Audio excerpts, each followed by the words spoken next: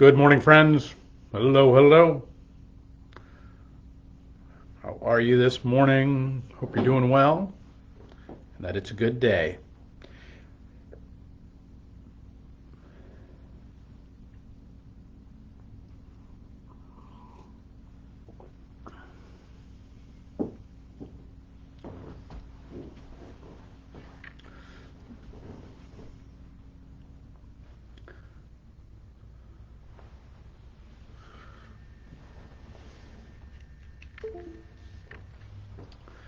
Hope all is going well with you and yours.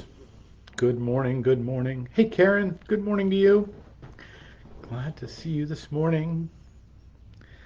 Always a joy. Hello, everybody. The sun is finally shining here in the city. It has been a long series of gray days.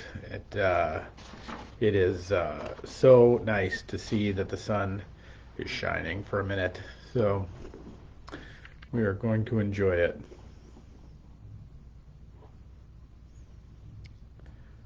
If you're doing well.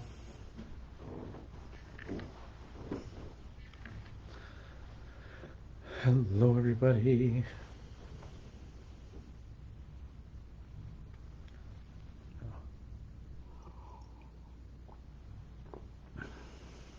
All right, friends.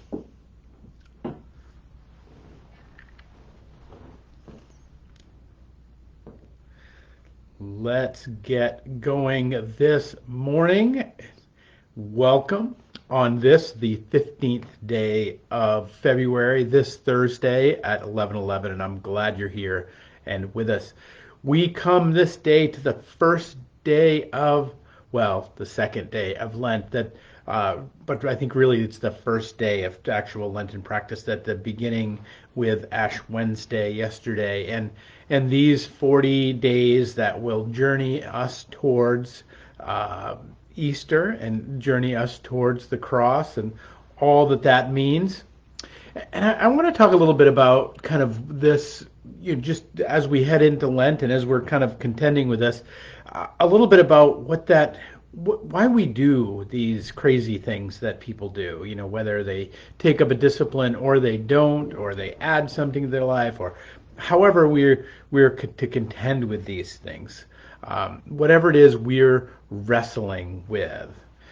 And I was a wrestler, good old Morse High. I wrestled all my years there. Had an amazing experience wrestling under Coach Jim Coffin. Incredible man, incredible guy. Offered me a lot of wisdom, and the effort of entering into the circle and contending. And I think that's part of the first journey of what it means to enter the Lenten season, is to enter into the journey of contending. That we have something to contend with, whether it's the world, whether it is our quote unquote temptations, whether it is our very selves and our very temperament and kind of the way in which we are made. We have all of these different elements which we are called to contend with. And so this story I want to read you this morning is the story of Jacob, and because I think there's elements in it that talk about what it is to enter into the Lenten journey and what it is to contend with things. It's from the 32nd chapter of Genesis. That night, Jacob got up and took his 2 wives and his female servants, his 11 sons, and crossed the ford of the Jabbok. After he sent them across the stream, he sent over all his possessions. So Jacob was left alone, and a man wrestled with him until daybreak.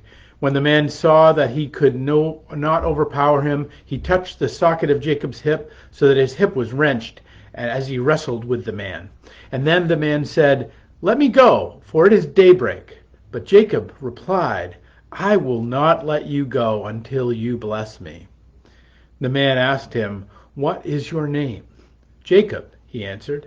And then the man said to him, "Your name will no longer be Jacob, but Israel, because you have struggled with God and with humans and have overcome." And Jacob said, "Please tell me your name." But he replied, "Why do you ask my name." And then he blessed him there. And so Jacob called the place Peniel, saying, "It is because I saw God face to face, and yet my life was spared." And the sun rose above him as he passed Peniel, and he was limping because of his hip. This is one of the famous stories of Old Testament of Jacob wrestling with the angel. It has been commemorated in art. It's been commemorated in story, and there are elements of the story that I want to draw out because this is the ultimate notion of contending with a thing, of Jacob who is trying to reunite his family, trying to move back towards wholeness, trying to move back towards, kind of move away from his misbehavior, which had got him out there in the wilderness in the first place, to bring back and toward healing and reconciliation with his family. He encounters the angel, which he wrestles with. It kind of goes, the first thing that I think we can point to is it kind of goes in the face of what we think about when we talk about wrestling, or when we talk about taking on, for instance, a Lenten discipline. We take on a Lenten discipline, like you give up cookies, whatever.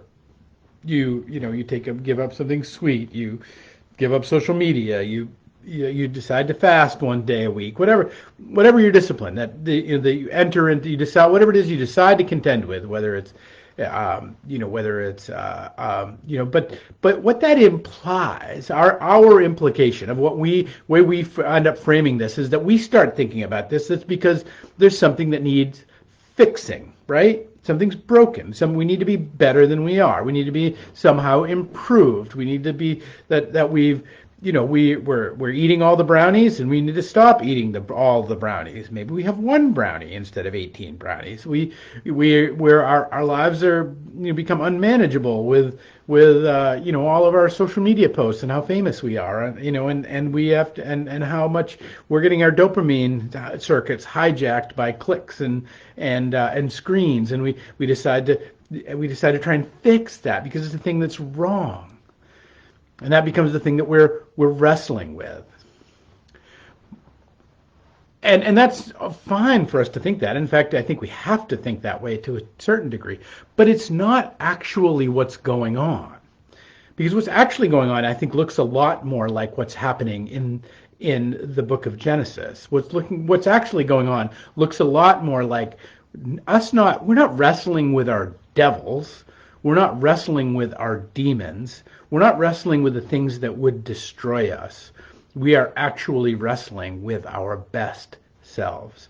We are actually wrestling with the angel. We are actually wrestling with the messenger of God, and by virtue of that, wrestling with God himself. That we're actually wrestling with the true and the good and the beautiful. We're wrestling with the notion of how could our life be if we actually did suspend these things that were bad for our body, or bad for our consciousness, or bad for our heart, or bad for what would our lives be if we were actually to step into the abundance that God has prepared for us in every moment, rather than maybe just kind of scrolling past it, and maybe missing the miracles of the moment. That we're not really wrestling with the devils are there, and don't worry, if you get rid of these devils, there'll be more behind them. There's always something to distract us. There's always something to take us away. There's always something to invite us to miss the mark. But that's not really what we're efforting for. That's not really what our struggle is with. Our struggle is with the true and the good and beautiful, and how that becomes a part of our life. We wrestle with our angels. We wrestle with our best selves, even though we think what we're really wrestling with are our demons. We're actually not in charge of the removal of our demons. We might help to create the conditions a little bit, but it's God that saves us. It's God that, you ever tried to change the way you feel about something or someone, particularly something or someone that you're particularly passionate about, or you have particular reactivity to? Good luck. We don't have a lot of agency over our hearts. Now, there are things we can do, sure, but largely That's an inside job. And when I say inside job, it is all the way inside into the very core of our being that God can reach in. And as the Jeremiah text says, pull out of us that heart of stone and place in us the heart of flesh.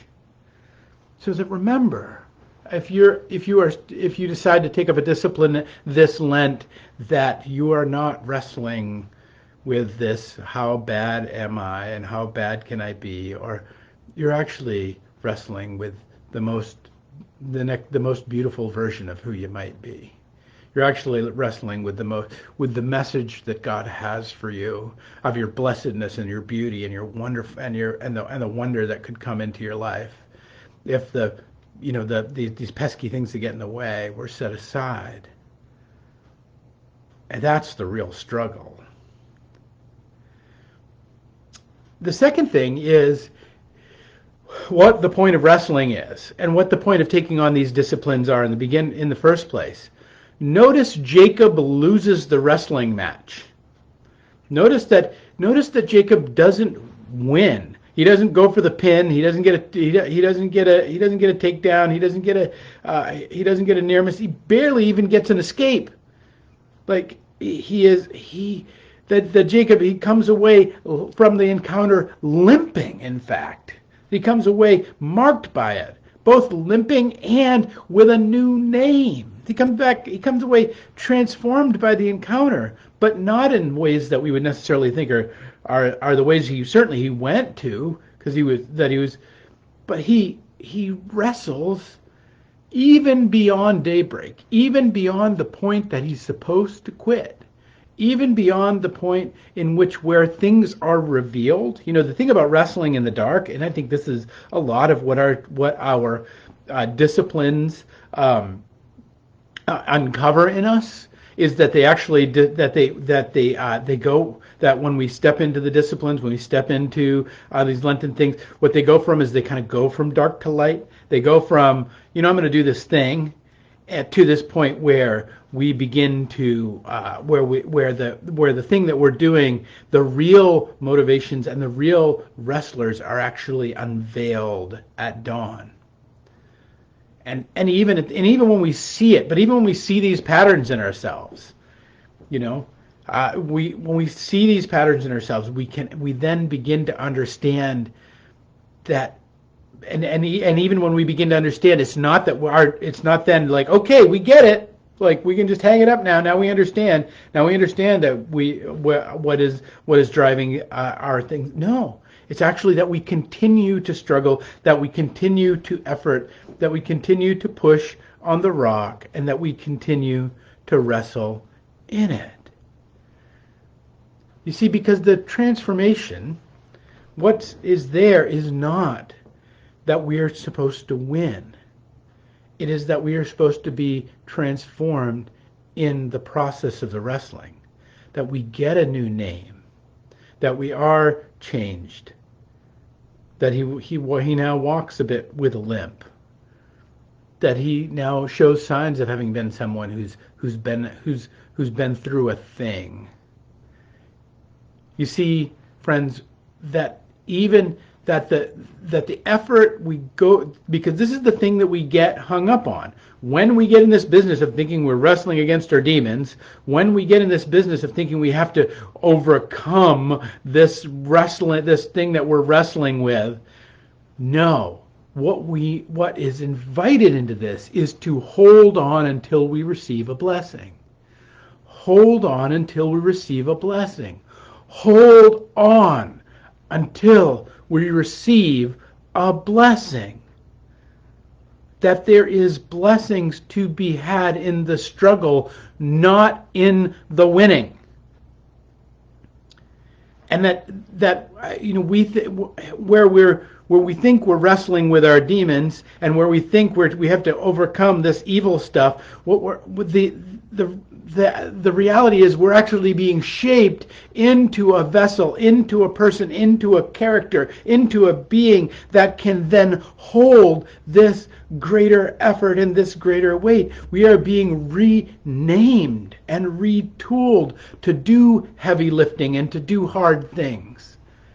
And that what that requires of us is largely not giving up.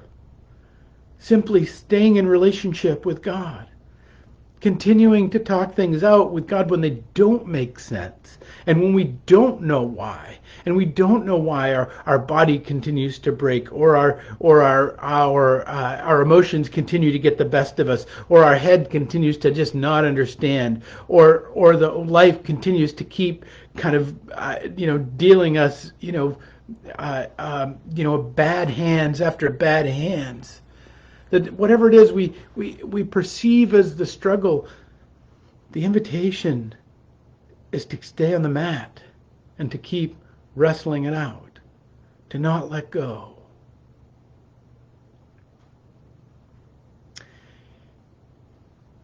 And lastly, what I want to offer you this morning is that it's just not about the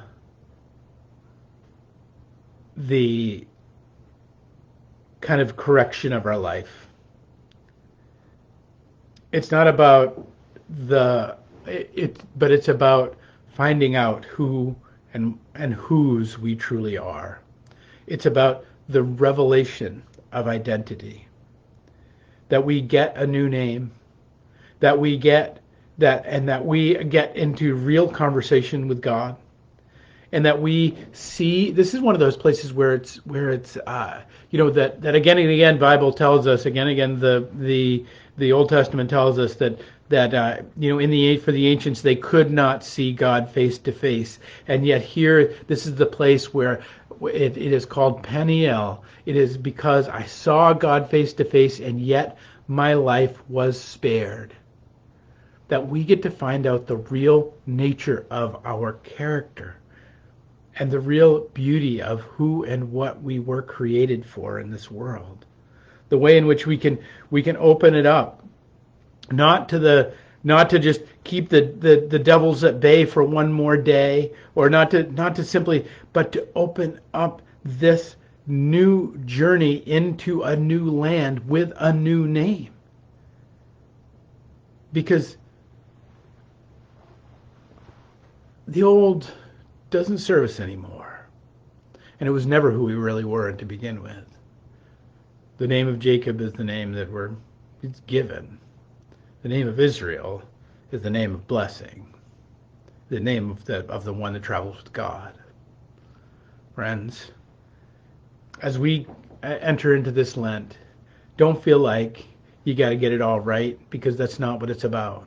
It is about falling down and getting up and falling down and getting up and falling down and getting up again, and not letting go of the journey and the discipline. To stay on the mat and to keep wrestling. And to remember that when you do that, you're not getting dirty, you're not getting down in the mud with the pigs and with the devils and with all your worst selves. You are actually being elevated and renamed and moving towards the dawn when all things will be revealed, and moving into the new land where all things will be reconciled. And you're moving in that direction. And that you're wrestling not against the devils, but that you are wrestling with the most beautiful and real sense of who and what you were created to be in this world. It's not about getting it all right. It's not about even it all becoming right. But it is about you staying with and accepting the blessings and the joys that God has for you on the journey right where you are. This is a quote. I'll leave you this morning with this quote from Marianne Williamson. I think it speaks to this. I've probably read it before, but I don't care. I want to offer it to you as just if you decide to step out on your Lenten journey today, that you might remember this. Our deepest fear is not that we are inadequate. Our deepest fear is that we are powerful beyond measure. It is our light, not our darkness, that most frightens us. We ask ourselves, who am I to be brilliant, gorgeous, talented, and fabulous? Actually, who are you not to be? You are a child of God. Your playing small does not serve the world.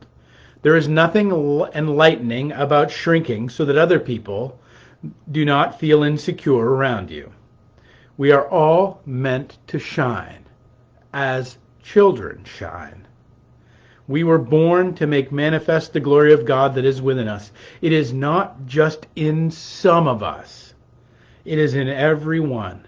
And as we let our own light shine, we unconsciously give others permission to do the same. As we are liberated from our own fear, our presence automatically liberates others. Friends, I hope you will step onto this path of a Lenten discipline, whatever it may be. And as you do, it will move you towards liberation. It will move you towards freedom.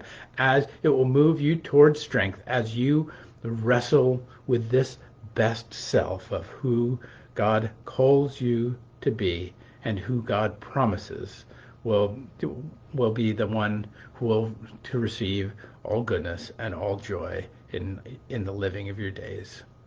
That's my hope for you. That is our week of 11/11s. It is a joy to be with you. We will begin our first journey on our first Sunday on our Lenten journey. This Sunday we begin. We are talking about the 7 prayers of Jesus this through Lent. There are 7 times in which Jesus particularly prays. We'll begin with the Lord's Prayer, which seems like a good place to begin, and on this Sunday, and we'll pick it up. We'll pick it up next week with another 11/11. Peace and grace, my friends.